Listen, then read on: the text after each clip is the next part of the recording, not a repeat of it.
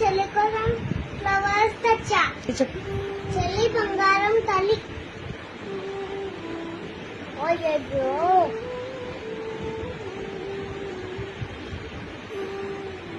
చాలా పూలు తెచ్చా చెల్లి కోసం. కింద పడ్డాయి, నేను చూసాను, నాకు కనిపించాయి. కింద పడ్డా చెట్టు ఇంకా ఫ్లవర్స్ రెండు కనిపించాయి నాకు, తెలుసా చెల్లి? ఎందుకు అట్లా తీస్తున్నావు?